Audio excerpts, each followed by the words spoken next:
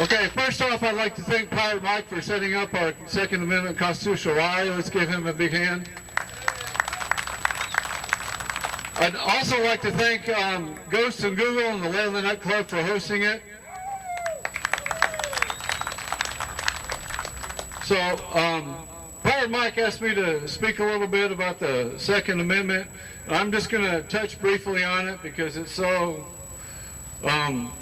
interpreted in many different ways. But the Second Amendment states, bearing arms, a well-regulated militia being necessary to the security of a free state, the right of the people to keep and bear arms shall not be infringed.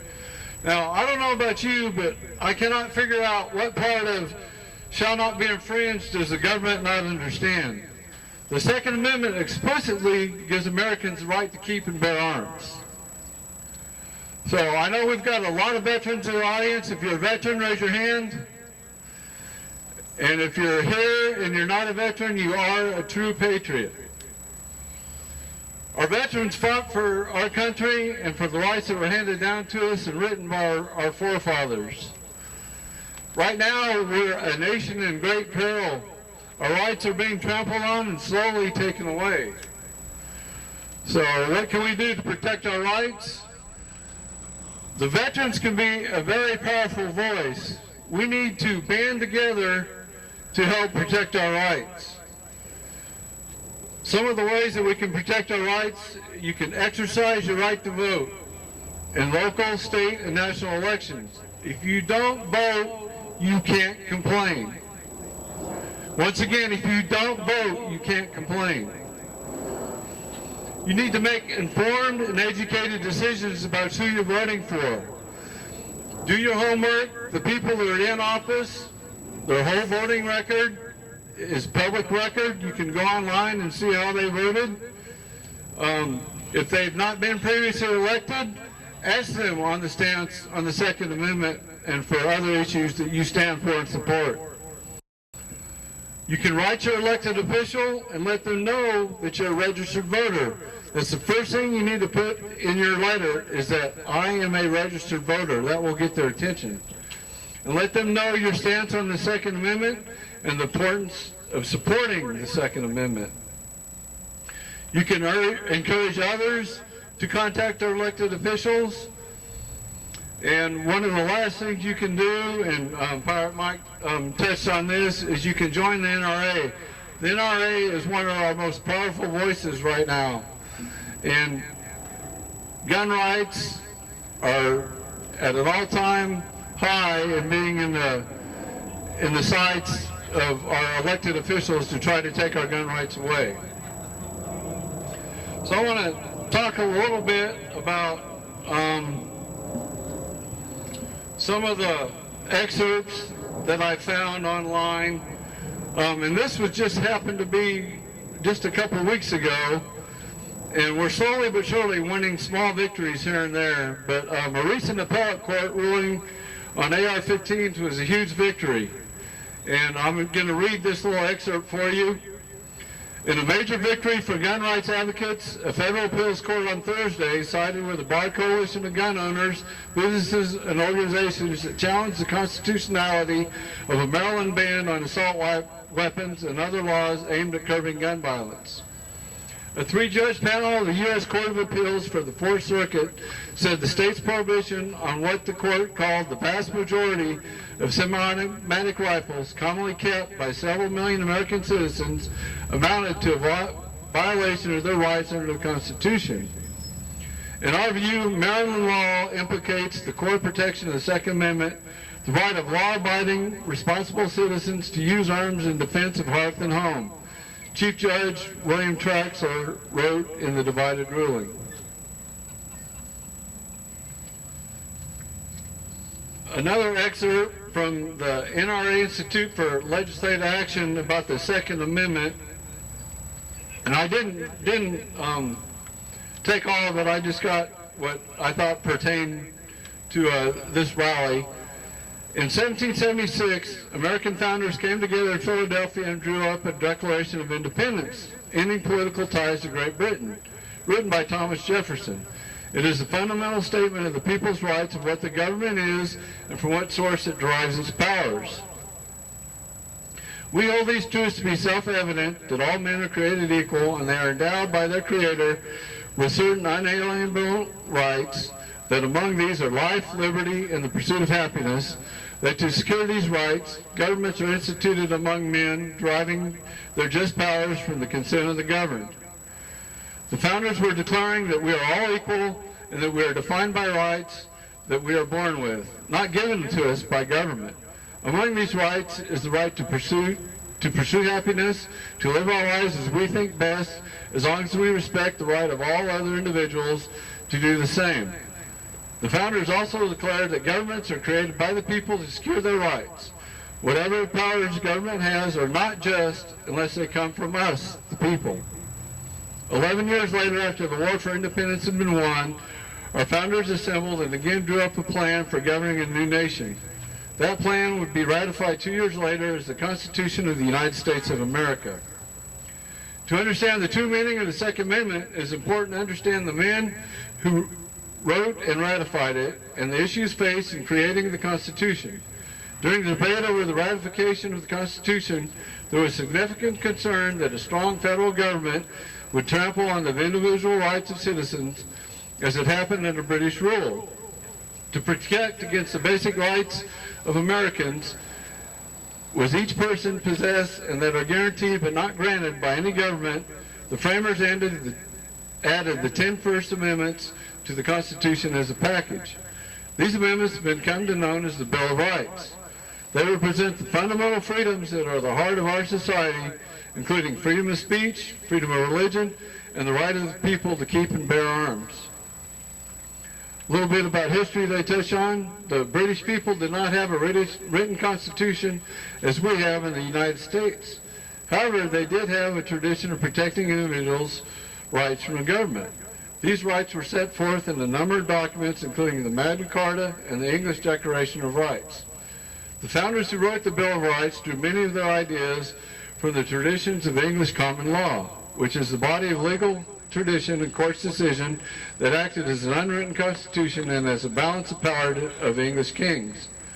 The founders believed in the basic rights of men and described in written legal documents and in the unwritten legal traditions one of these rights of the common people to bear arms, which was specifically recognized in the English Declaration of Rights in 1689. However, the founders also recognized that without a blueprint for what power government could exercise, the rights of the people would always be subject to being violated. The Constitution,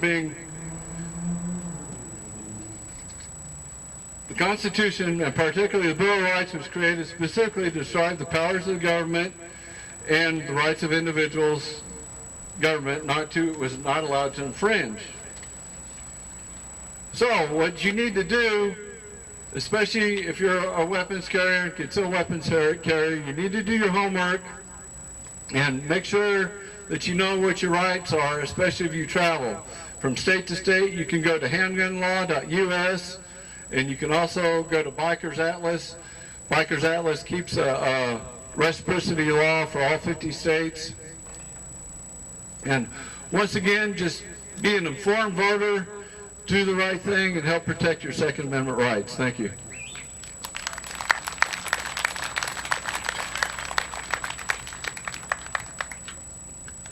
All right, give a big round of applause for Eric again. Thank you very much. We appreciate that. Like I said, he's going to be at a table back behind the tent over there.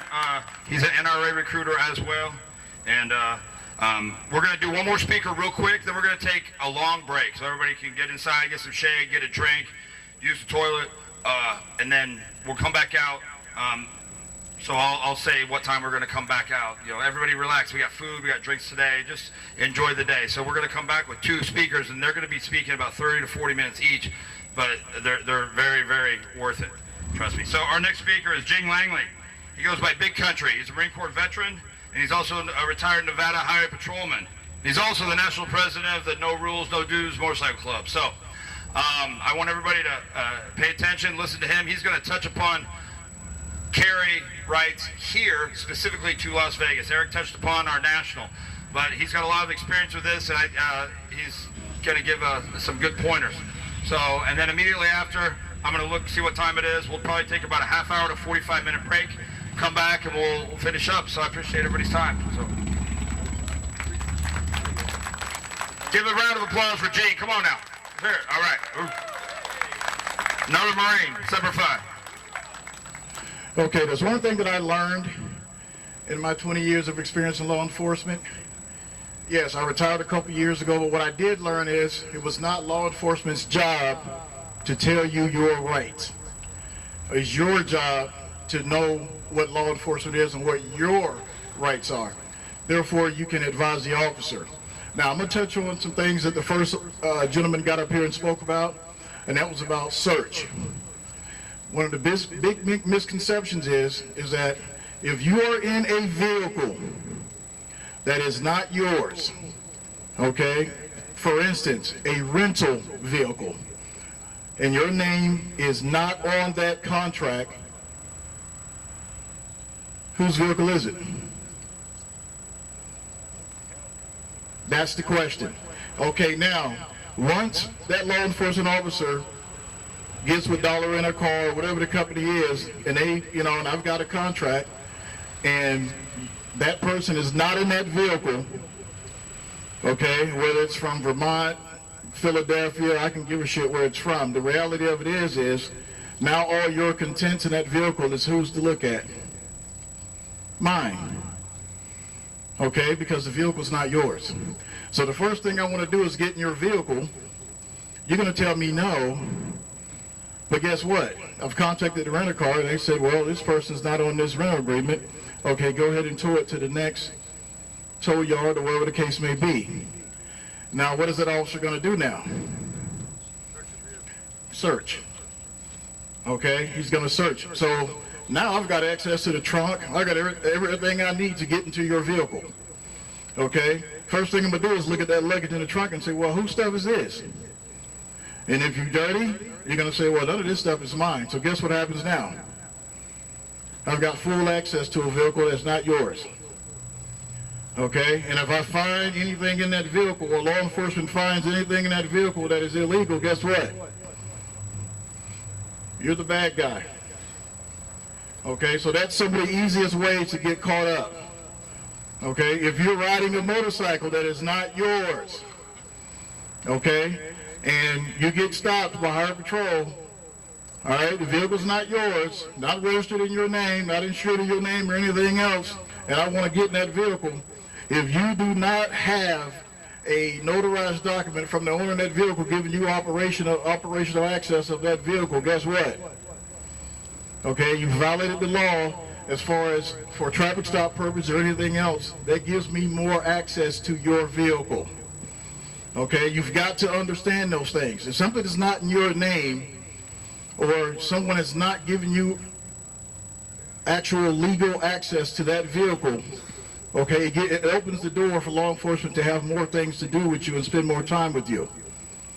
Okay, another misnomer is, when are you actually under arrest? Okay, is it when the officer tells you you're under arrest, or is it from the time he or she turns on their overhead lights to stop you? Okay, it's from that time that officer turns on his or her overhead lights, you are no longer free to leave. Am I correct? That's right. So now your 60 minutes, what we all talk about, the magic number, actually starts. Okay, so I'm going to sit and play with you for that whole amount of time that I've got until you tell me what I'm doing is wrong. It's not my job, law enforcement's job to tell you your rights. You got to know your own rights. That's how the game works. That's how it works. It's about you not knowing what you need to know, and law enforcement taking advantage of that. Because we're not going to tell you your rights until I arrest you and say, okay, you have the right to remain silent and all that blah, blah, blah, blah, blah. Okay? But to that point, you need to know your rights. Don't make simple mistakes. But that's just some of the avenues that we talk about. And what I'm here to talk about is gun rights. And one of the biggest things is who out here has the marijuana card now? Rights to stop people. I've got the medical marijuana card and all this other kind of good stuff. Let me tell you what that does for you. you just lost your concealed weapons permit. If you go get that card, you have lost your concealed weapons permit under federal law. Okay, so be like anybody else that has less than an ounce and wants to smoke in their home and chill. That's perfectly legal. However, if you go down and get that medical marijuana card, under federal law, you have lost your right to carry a concealed weapon and to apply for a concealed weapons permit. So that's under federal law. You need to understand that, because the federal law does not recognize medical marijuana cards or anything of the sort. The state might do it, or the city you live in may do it, but as far as for the federal government, that concealed weapons permit no longer exists. So they're just something you need to understand. Now, there's been a lot of changes now as far as gun rights, North Las Vegas, Henderson, Boulder City, all those ordinances and all of that, you can forget about it. There's only one law regarding concealed weapons permit, and it's Nevada Revised Statute. And it's NRS 503165. You need to carry that with you. Print it out, carry it with you, okay, because what it states is that a rifle or shotgun cannot have a cartridge in the chamber. Shotgun shells in the tube or a magazine locked in the magazine well is permissible. Handguns may be fully loaded with a round in the chamber. Open carry in a car is legal. Your handgun can be holstered on you, or an unloaded long gun, or it can be visible on a seat, in the center console, in a cup holder, or it can be placed out of sight in a glove box, case, or under the seat. As long as the gun is carried in a manner that would be considered open carry, if you got out of the car and stood up, it is legal. That is what holstered open carry in a vehicle looks like.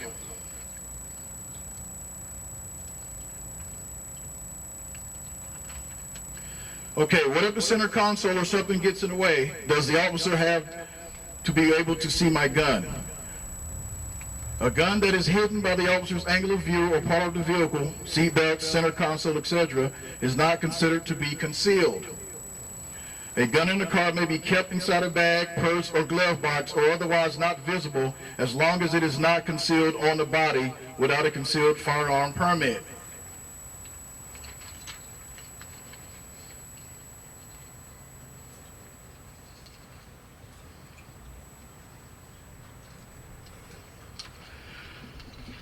Concealed carry, carried on your body and not plainly visible. In a vehicle without a permit is still illegal. Think of concealed carry as going out of your way to hide your gun, such as putting a shirt or jacket over your holster or putting the gun behind your waistband, in your pants. Concealed carry is legally defined as a loaded or unloaded handgun, which is carried upon a person in such a manner as not to be discernible by ordinary observation. As long as the gun, again, as long as the gun is not physically on your body, it is not considered an illegal concealed weapon. A purse, backpack, or gun case on the seat or floor would be perfectly legal. The same goes for a weapon in the glove box or a utility compartment. And this is the general opinion of the Attorney General. Okay, just to be clear, carrying that purse, backpack, or gun case with a gun in it, loaded or unloaded, is still technically illegal without a CCW permit. Of course, some interpretations of that, such as taking a case, a cased gun into a gun range, would be such an absurdly narrow construction of the law that even if one were arrested for such a violation, it would likely be tossed out of court. Now, all these myths regarding North Las Vegas. Years ago, the Ninth Circuit Supreme opinion on it was, even back then, years ago, North Las Vegas's interpretation of coming through their city with concealed weapons permits, not recognizing the state law, was deemed unconstitutional. However, they still enforced it because the whole object was to make you spend money. Okay, we're going to take your gun and you're going to have to go and fight to get it back and pay all this money and the whole goobly-gob, and eventually it gets tossed out. But guess what? You just spent, thousands of dollars on trying to get your weapon back on something that should have never been taken from you in the first place. A myth has persisted that North Las Vegas PD will arrest, harass you for open carrying or having a gun in your car.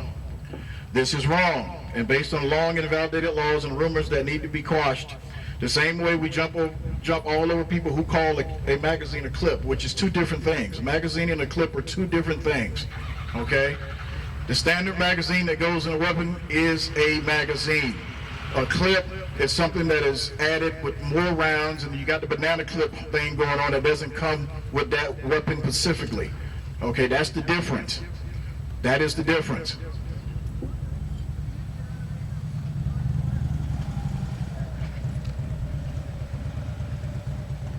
Now, under NRS 268-418, which is another one you need to definitely jot down and get a copy of, what it does is prohibits any city from making its own firearm regulations except for handgun registration in Clark County, including North Las Vegas. When this became effective, all local ordinances regarding concealed open and carry and car carry became invalidated. Again, except for Clark County handgun registration, and Nevada revised statutes are the only source of firearm law in Nevada, excluding federal lands. Before state preemption invalidated these ordinances, North Las Vegas PD did make arrests for violations. Today, North Las Vegas or any other county, town, city cannot legally enforce its laws against open carry or car carry without a permit.